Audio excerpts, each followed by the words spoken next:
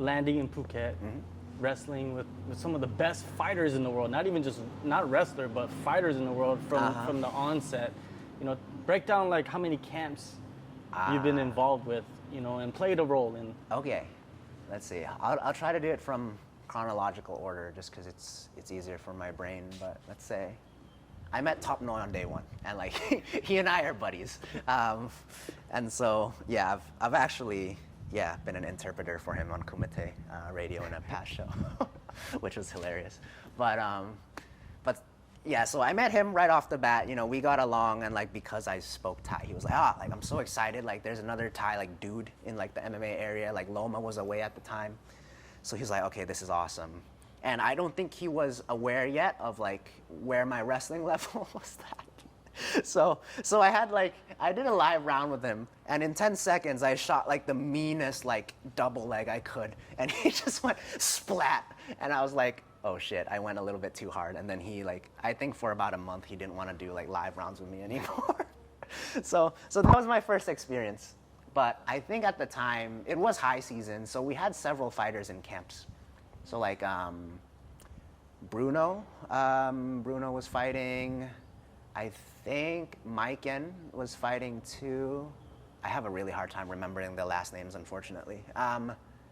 Shannon Wiratchai from One Championship, he was there too. I think Rika Ishige like had a fight at the time too. So like on any given moment, I think there were about somewhere between 4 to 7 people in fight camp when I arrived there. And so George was like, yeah, do you want to help out on like the Saturday morning circuits and stuff like that? You know, get all the fighters like just used to like 3 5-minute rounds of just pushing themselves and like in all kinds of different ways, you know. So it was like working on the wall, and like I was the wall guy, and like everyone would just kind of like cycle in like wherever they were at in the circuit. So like, yeah, so and my weight was, I walk around at 70 kilos when I'm healthy, so I can work with much lighter guys too, and like just have good body control. But I'm also like athletic and strong enough where I can go up like 90 kilos and I can still work with them. And so like, and so that pretty much opens up like every training partner where I can work with them on something. I think the one I remember most from 2019 was working with Ali Motamed, actually. So he had a fight in One Warrior Series, and his opponent was a southpaw wrestler. And we were like, oh, that's perfect, because I stand southpaw in wrestling anyway. So I was like, all right, let me look at this guy. And Frank was there too, and Frank was giving pointers, so it wasn't like me 100%. Like I'm not taking full credit for it.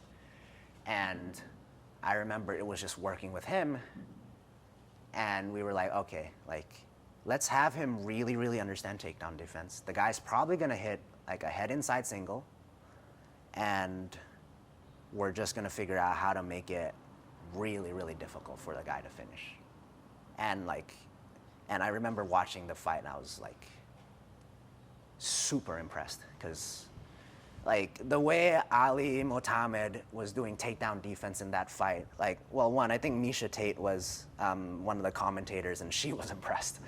And like I was impressed too, because I was looking at Ali, I was like, he looks like he's been wrestling forever.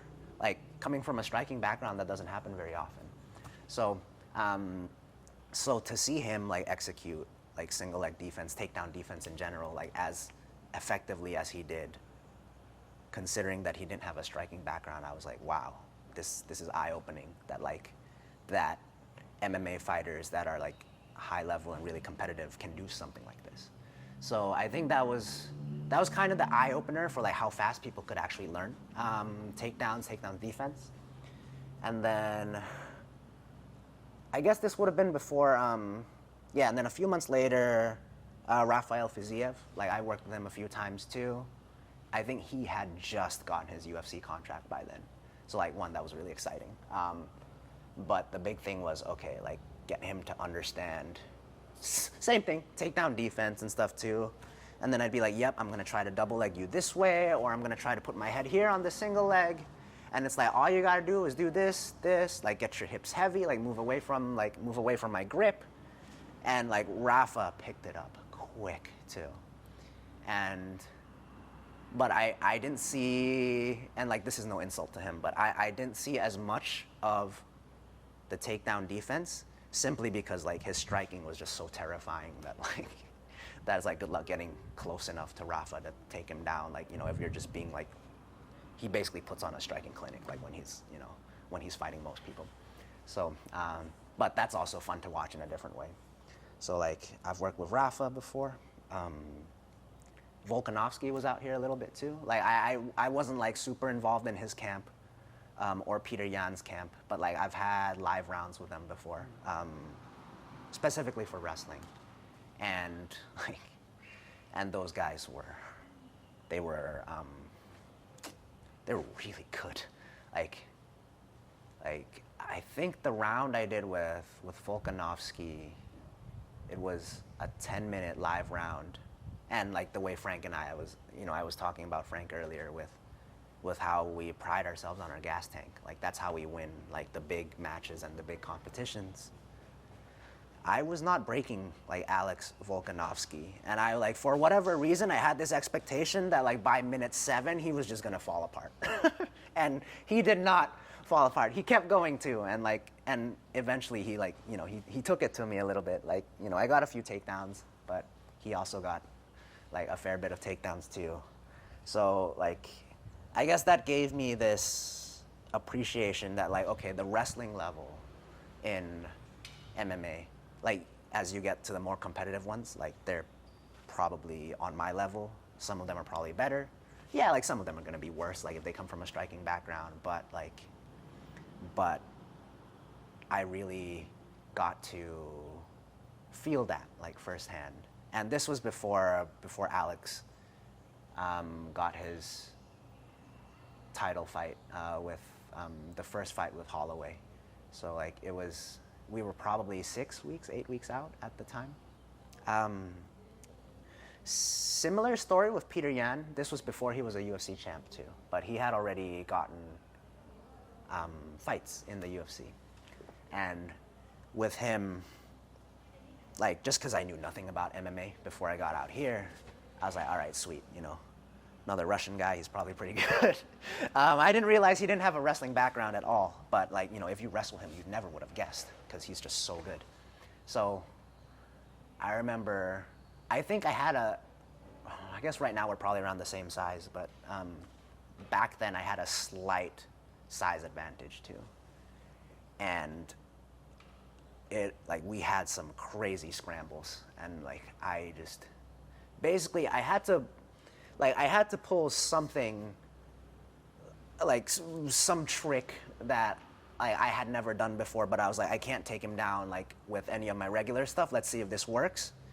So I basically like was on both of my knees, and I shot at him, got a body lock, and like finally that was the first takedown I got on him, and I was like, Jesus Christ, like he is good. He is extremely good. And I think, yeah, and so the big thing I've noticed with them is that I guess with so many years of combat sports, it doesn't matter if it's wrestling or jiu-jitsu or striking, there is a certain level of body awareness that you kind of develop over those years. And so they make adjustments really fast, especially a guy like Peter and Alex, both of them, like where I capitalized on some mistakes earlier in the round, and even 30 seconds later, I could not use the same technique with the same like position, just because they already figured that out and they made adjustments already. So that part was really, really impressive.